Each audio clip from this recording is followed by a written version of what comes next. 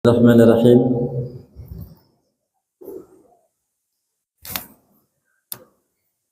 Assalamualaikum warahmatullahi wabarakatuh.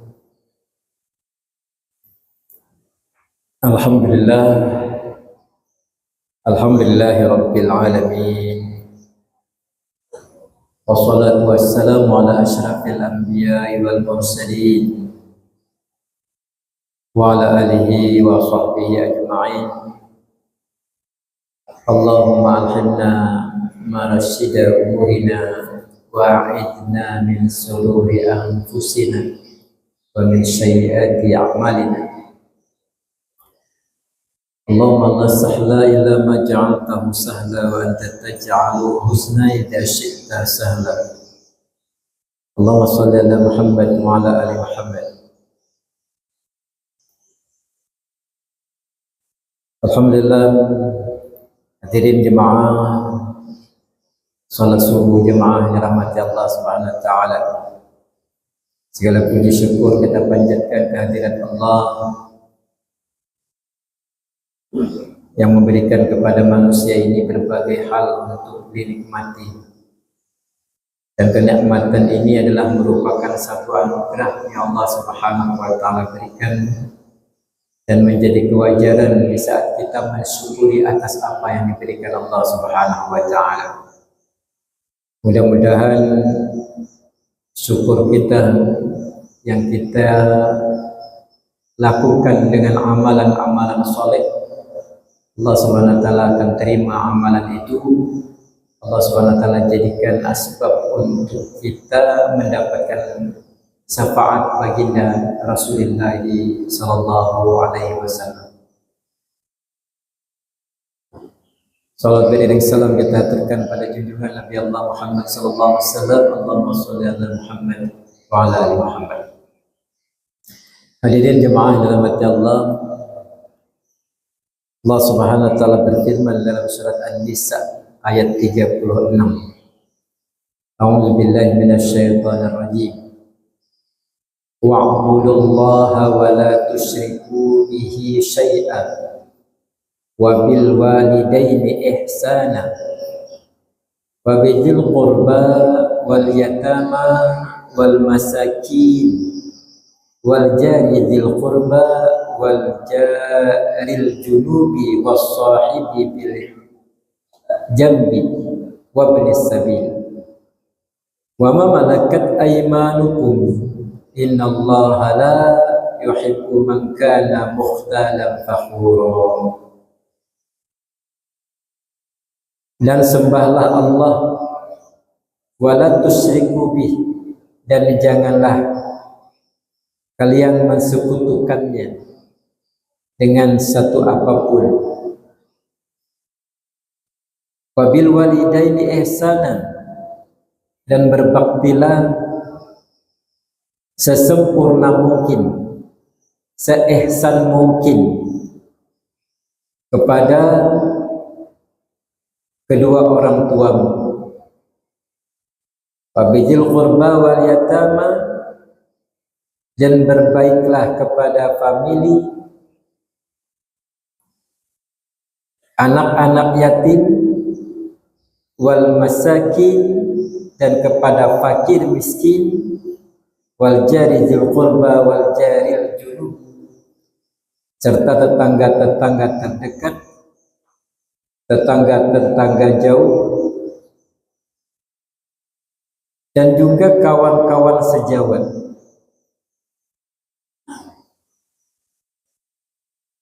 Serta wabnis sabil, serta ibnu sabil, wa ma malakat aymanukum innallaha la yuhibbu kana mukhtalan fakhur. Sungguh Allah Subhanahu wa taala tidak suka kepada orang-orang yang sombong lagi membanggakan diri. Hadirin jemaah yang dirahmati Allah Subhanahu wa taala, dari ayat ini Allah Subhanahu wa taala memberikan satu panduan kepada kita manusia untuk melakukan tugas kita atas perintah Allah dari perlakuan hablum minan nas ini.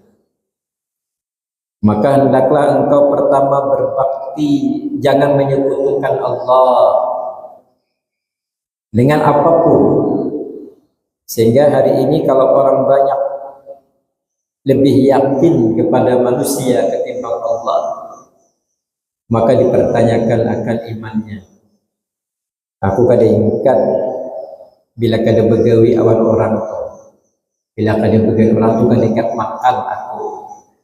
Artinya kita sudah menuhankan orang itu menjadi Tuhan kita. Karena itu adalah mata Allah SWT, segala sesuatu baik ia manusia ataupun benda di dunia ini,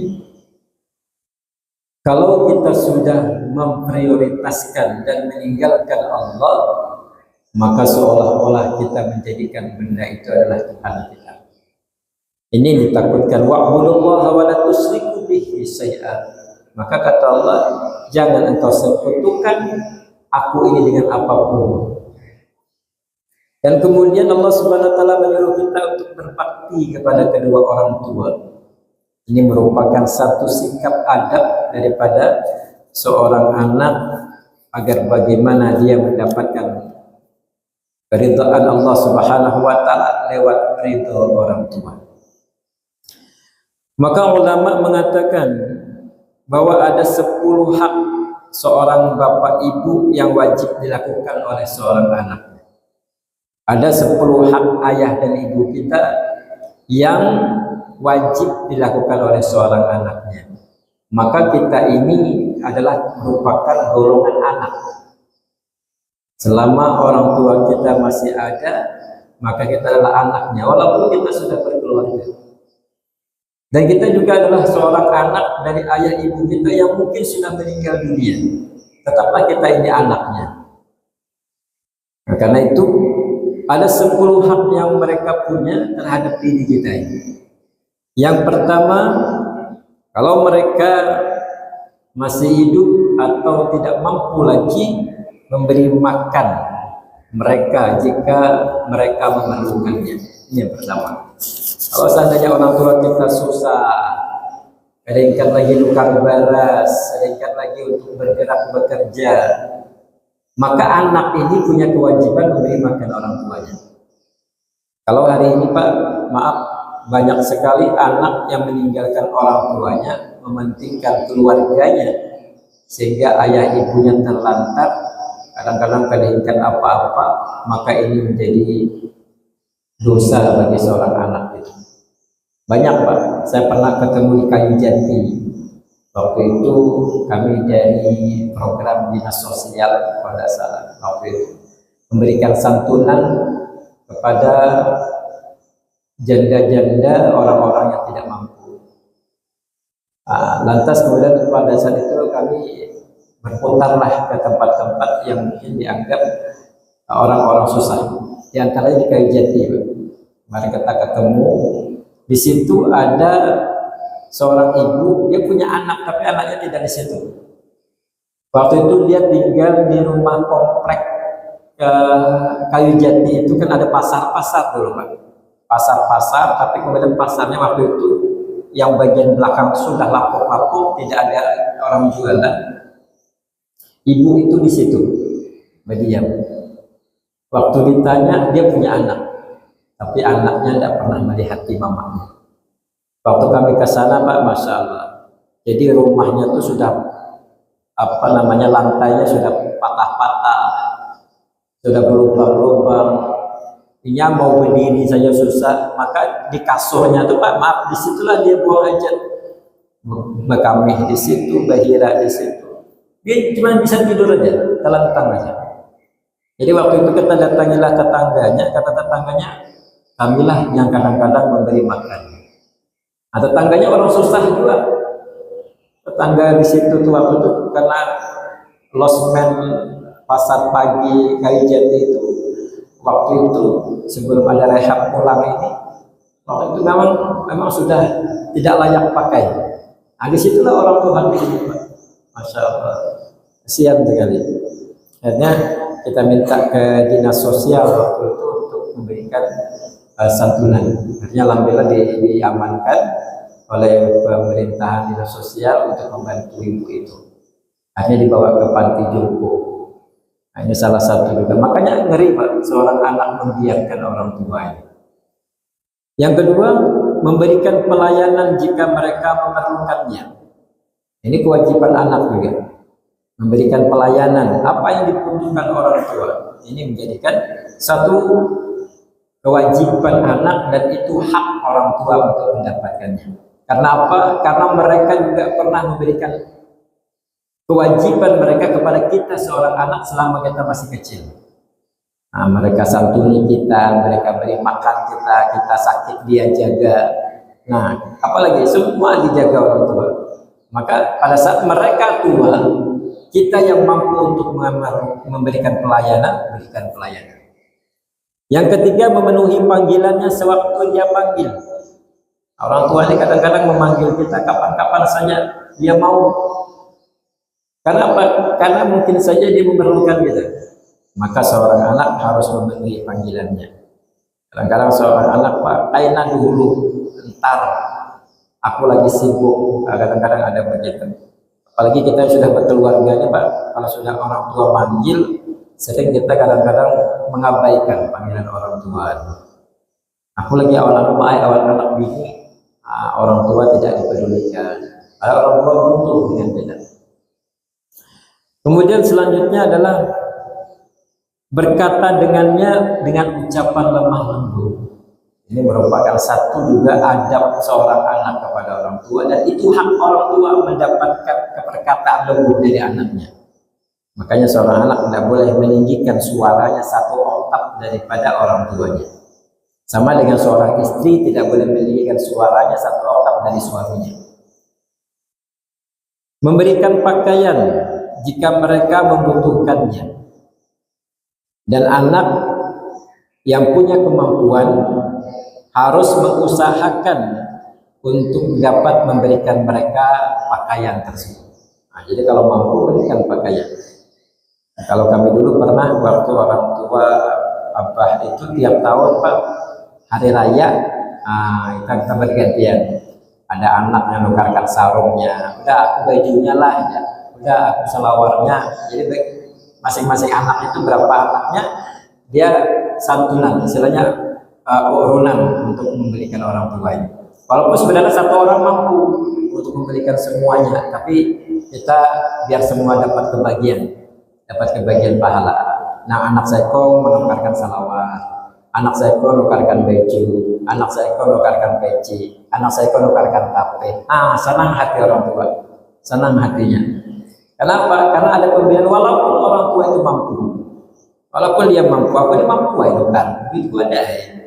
Cuman pada saat anak itu memberikan kepada mereka yang mungkin mereka membutuhkan hal itu, dianggapnya hal yang luar biasa. Ini luar biasa. Di masjid kita tadi banyak nih anak-anaknya yang berbakti, belum dapat kisah-kisah.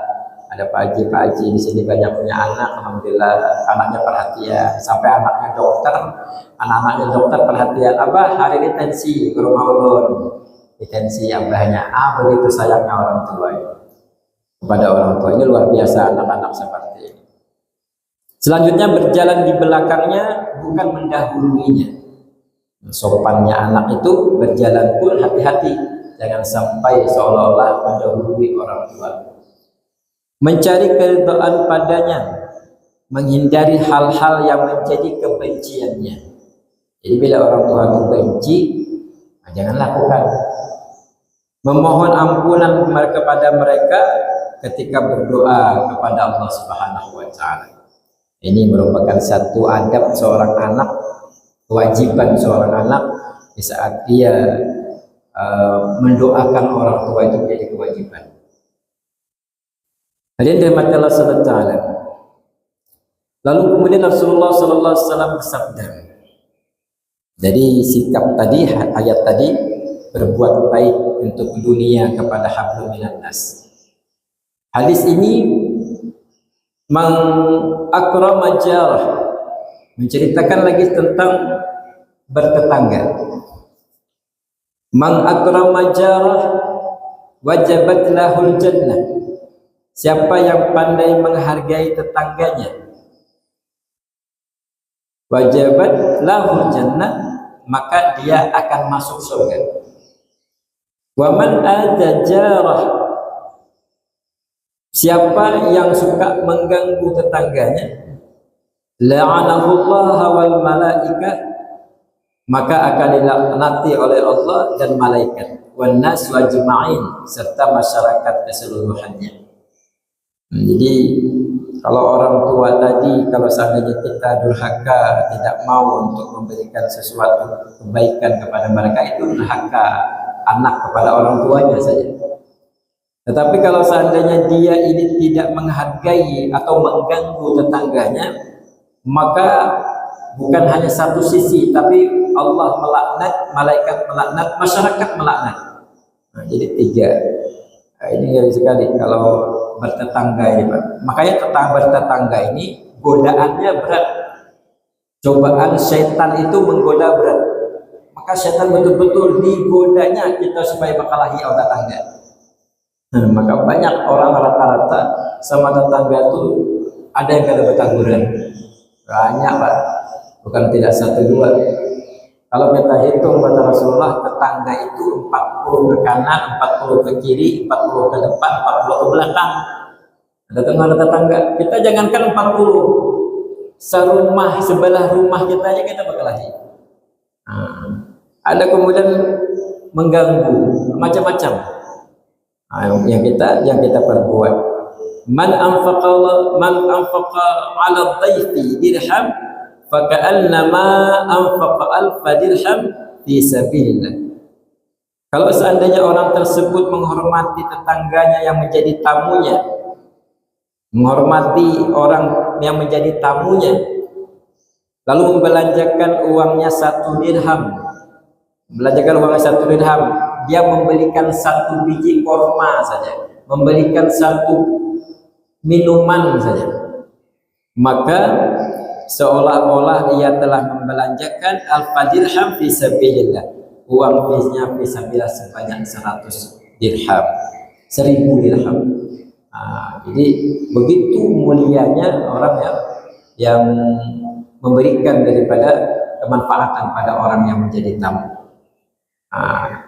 Pernah kita itu juga waktu mengkaji ilmu fikih ini tentang menghormati tamu, kita diberikan juga oleh guru-guru waktu itu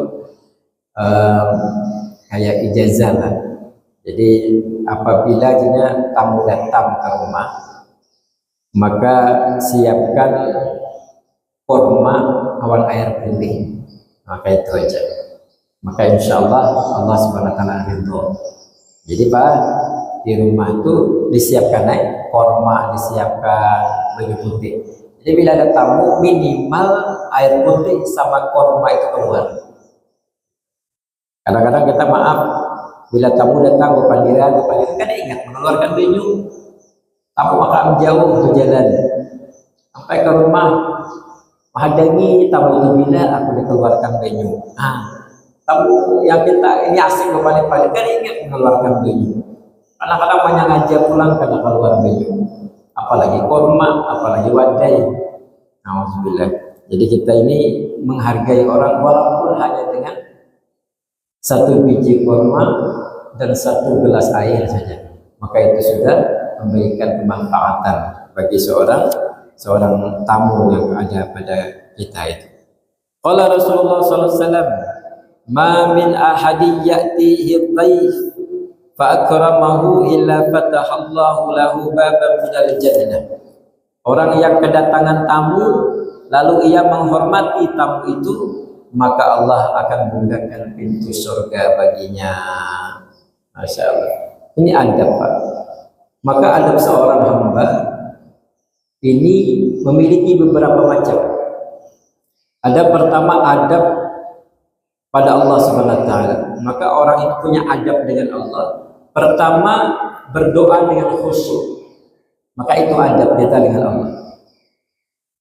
Hari ini kalau ulun melihat peristiwa, mungkin bahkan juga kita sendiri berdoa kadang-kadang ada khusyuk.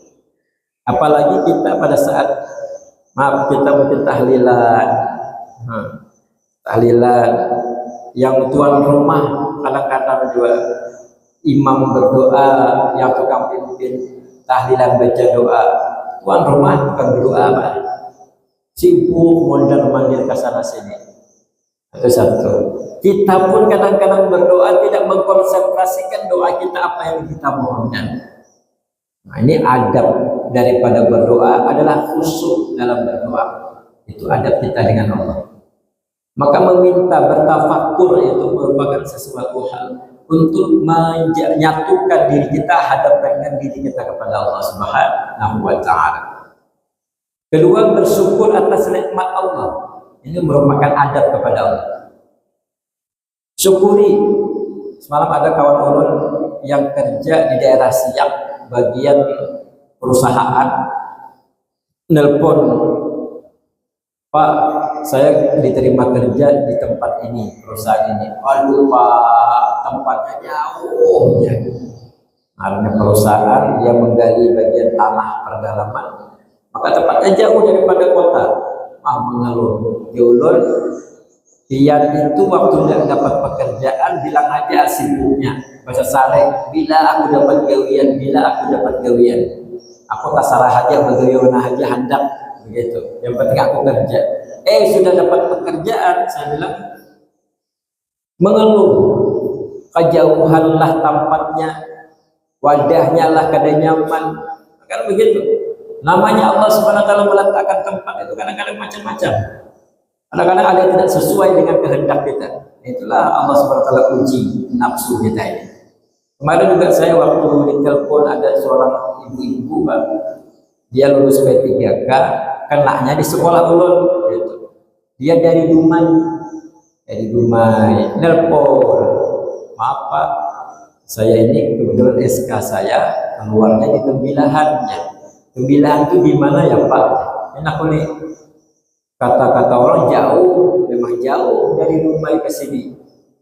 Dumai ke Pekanbaru saja kalau lewat tol aja sudah 4 jam, 2 jam setengah. Belum ke Tembilahan 8 jam, hampir 10 jam. Apa? Pada milik kawan. Milik. Lalu apa katanya Pak? Bisa ya direkomkan saya untuk relokasi ke Dumai lagi. Nah, karena saya punya anak kecil, punya suami jauh, orang tua saya sakit, saya anak tunggal, dan banyak alasannya Pak. Jadi bingung ulun menjawabnya bagaimana ngasih rekom. Nah ini pada saat dia minta seperti itu, ulun bilang ini tidak keputusan kami, ini keputusan daripada provinsi dinas. Jadi mereka yang memberikan keputusan, kalau mau urus urusannya sana. Kalau saya maaf tidak bisa untuk memberikan rekom. Jadi yang jelas apapun yang kita dapatkan syukuri dulu. Syukuri dulu. Kalau seandainya nanti ada pergeseran arus lintas, silahkan, kan itu aja sebenarnya. Kita belum apa-apa sudah membayangkan kesusahan. Nah, sebelum dapat sibuk ingin mencari, setelah dapat kita sibuk ingin mencari yang nyamannya. Tidak seperti itu. Kita hidup semua, mungkin yang orang-orang kaya pun merasakan bahwa hidup itu pertama dari susah. Dia ada langsung ujung kaya. Kecuali memang warisannya banyak. Mungkin seperti itu. Berdoa dengan khusyuk, bersyukur atas nikmat, sabar atas musibah. Ini adab kepada Allah. Yang kedua, adab pada orang tua. Berbicara dengan sopan, lalu kemudian membantu pekerjaan rumah, tidak membantah apabila perintah itu sesuai dengan apa yang diperintahkan Allah. Itu adab pada orang tua. Ketiga, adab pada teman. Adab kepada teman itu adalah saling menghormati. Itu adab kepada kawan. Sama kita sama-sama satu masjid, kadang-kadang berkumpul, berpanggilan. Maka adab kita lah pertama saling menghormati. Walaupun kita bergurau, tapi gurau kita tetap menghargai. Siapa dia orang tua, siapa dia kawan sejawat, siapa dia kawan yang di bawah kita. Hati-hati, berpaling boleh kita kadang-kadang lucu-lucu, kadang-kadang kayak seperti orang Mekah, tapi ujung-ujungnya tetap kita buat sebuah refleksi untuk saling memaafkan. Tidak ada kata untuk menyinggung, tapi hanya beberapa. Itu harus dibilangkan.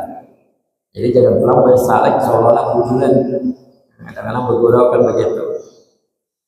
Saling menghormati antara satu dengan lainnya. Siapapun dia, walaupun kawan kita itu orang susah kan, orang kada berduit kan umpamanya, fisiknya kada bagus kan, tetap kita menghormati karena itu ada pertemuan. Tidak menghibah mereka dengan sesuatu apapun yang merusak akan mereka. Nah, kita kadang-kadang suka menghibah orang, lalu menjelek-jelekkan, kemudian orang yang tidak tahu itu jadi tahu untuk juga ikut menjelek-jelekkan. Nah, ini bahayanya menghibah itu. Kalau menghibah itu yang baik-baik aja untuk menyanjung seseorang tidak masalah. Kadang-kadang menjelek-jelekkan sampai ke ujung-ujungnya tahu. Sehingga pada saat kita yang tadi kada kenal lawan orang itu melihat orang tersebut itu, ini tuh bapak yang bisa berarti orang. Oh berarti ini kayak ini. Kita sudah menilai orang lain padahal kita tidak kenal. Kan gitu. Kita kada kenal lawan orang itu awalnya, tapi karena berkawan menggibah tadi itu tahu orang ini suka kayak ini, padahal kita kada tahu jelas bahwa betulnya orang itu seperti apa yang dituduhkan. Nah, kita jadi ikut-ikutan juga. Maka hati-hati saling menghormati, tidak menggibah daripada orang-orang yang menjadi sahabat kita. Tidak memotong pembicaraan mereka. Kemudian yang keempat, adab dengan tetangga. Tidak mengganggu tetangga, baik dengan tetangga itu bau masakannya. Nah, ini juga kadang-kadang sebenarnya masalah tetangga ini mengganggu dengan masakan ini Pak, relatif. Kadang-kadang kalau ada bau masakan pada tahu kita.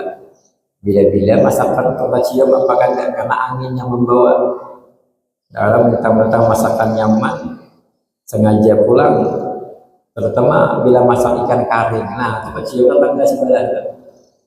Masak ikan kari, masak yang berbau kuat, kadang-kadang tetangga cium. Maka sunnah kita memberikan tetangga itu masakan walaupun hanya kuahnya. Nah, itulah istilahnya. Walaupun hanya kuahnya. Kemudian tidak juga mengganggu mereka dengan musik-musik yang keras. Kadang-kadang kita berisi kaset, berisi lagu, hendak menikmati ya sesadar saja. Jangan terlalu keras-keras sehingga menimbulkan ketidaksenangan tetangga kita. Karena satu ketika Pak, ada Tuan Hasan Al-Basri ini. Tuan Hasan Al-Basri ini adalah ulama yang mana beliau satu ketika punya tetangga itu Nasrani, orang di luar Islam, dan bangunan tetangga itu lebih tinggi daripada bangunan guru Tuan Hasan Al-Basri.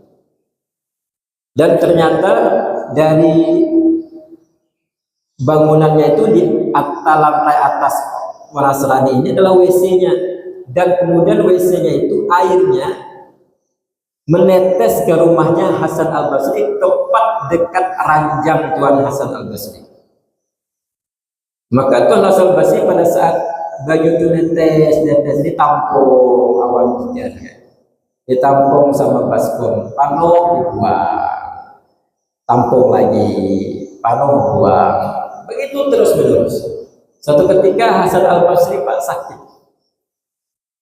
Waktu beliau sakit, maka banyak tetangga lain menjenguk, termasuk orang Nasrani ini. Menjenguklah Tuan Hasan Al-Basri ini. Pada saat dia menjenguk Tuan Hasan Al-Basri, dilihatnya ada bucur rumah Hasan Al-Basri di baskom panon.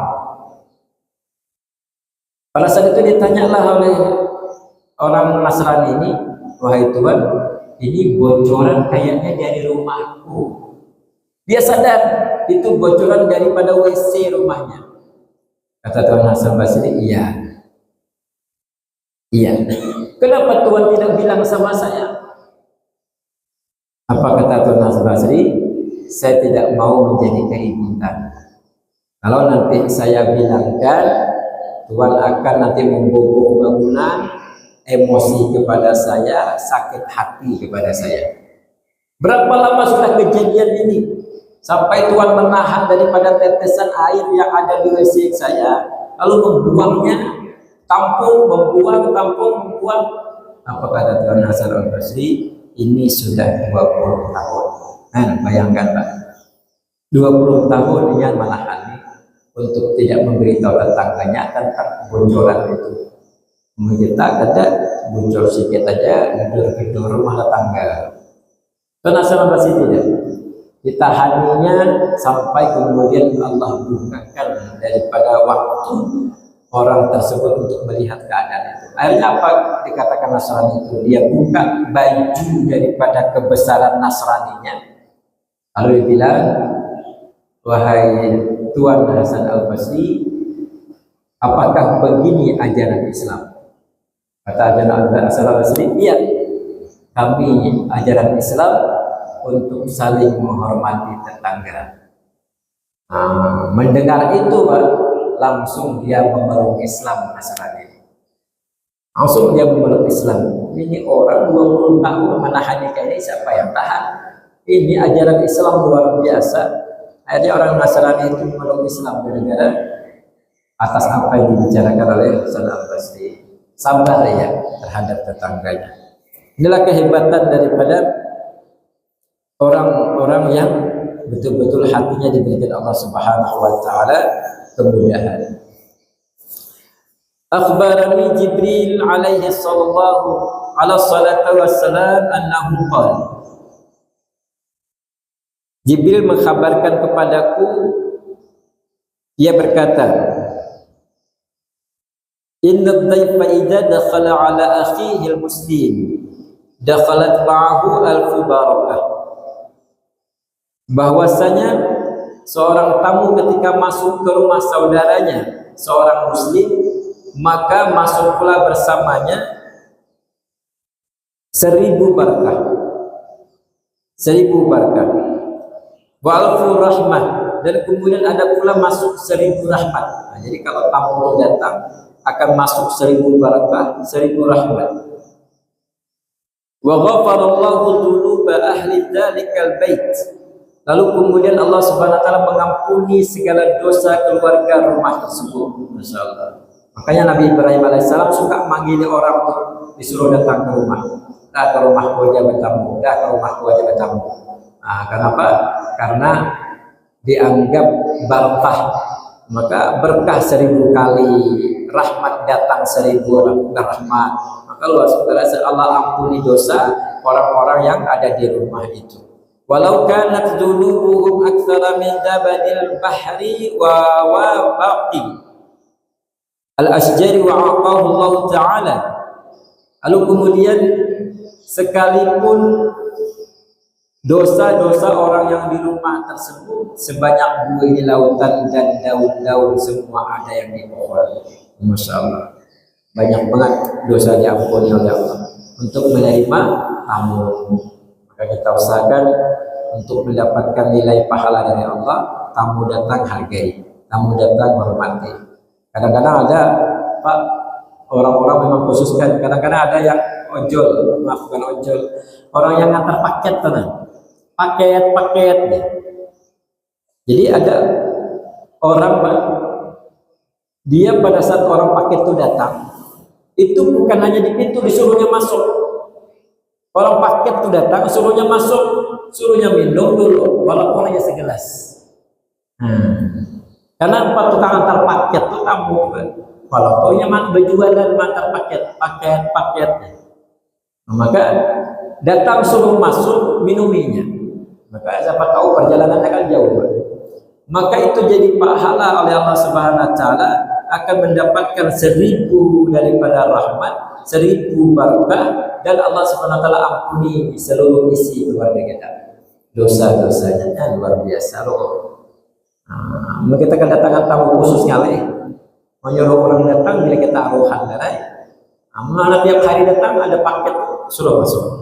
Nah, ini menjadi satu juga kesempatan buat kita untuk mendapatkan rahmat Allah, berkah Allah Subhanahu wa taala. Rasulullah SAW qala idza mata ibnu adam inqata'a 'amaluhu illa min thalath. Ketika anak Adam itu meninggal dunia, maka terhenti amalannya kecuali 3: shadaqatil jariyah, sedekah jariyah itu, aw waladin soleh, anak-anak yang soleh, yad'u lahu bil maghfirah, yang memohonkan ampunan atasnya, aw ilmin yuntafa'u bihi ba'dah, dan kemudian ilmu yang dia punya, yang mana ilmu itu bermanfaat sesudah dia meninggal dunia. Inilah jemaah yang dirahmati Allah Subhanahu wa taala, hal-hal adab-adab yang kita harus ketahui juga dalam kehidupan kita. Mudah-mudahan dari adab yang kita dapatkan ini menjadi satu iktibar, pembelajaran buat kita untuk melakukan sesuatu kebaikan dalam hidup sebagai bekal amalan kita nanti di akhirat. Mudah-mudahan ini sedikit ini bermanfaat. Bila benarnya semata-mata dari Allah, kekhilafan karena kebaikan. Al-Fatihah. A'udzubillahi minasyaitonir rajim. Bismillahirrahmanirrahim. Alhamdulillahirabbil alamin arrahmanir rahim maliki yaumiddin. Iyyaka na'budu wa iyyaka nasta'in. Ihdinas siratal mustaqim. Shiratal ladzina an'amta 'alaihim. Amin amin ya rabbal alamin. A'udzubillahi minasyaitonir rajim. Bismillahirrahmanirrahim. Alhamdulillahirabbil alamin wassalatu wassalamu ala asyrafil anbiya'i wal mursalin wa ala alihi washabbihi ajma'in. Subhana rabbiyal 'aliyyil 'aliyyil wahhab. Allahumma ighfir lana dzunubana wa liwalidayna warhamhuma kama rabbayana shaghira wa li jami'il mu'minina wal mu'minat wal muslimina wal muslimat al ahya'i minhum wal amwati yaqdiyal hajat. Allahumma arzuqna ilman nafi'a wa qalban nafi'a salima wa rizqan halalan tayyiban wa shifaan min kulli da'i wa saqam. Allahumma arzuqna bi husnil khatimah. Rabbana atina fid dunya hasanah wa fil akhirati hasanah wa qina adzaban nar. Subhana rabbika rabbil izzati amma yasifun wa salamun alal mursalin walhamdulillahi rabbil alamin. Taqabbalallahu minkum. Subhanakallahumma wa bihamdika asyhadu an la ilaha illa anta astaghfiruka wa atubu ilaik. Assalamualaikum warahmatullahi wabarakatuh.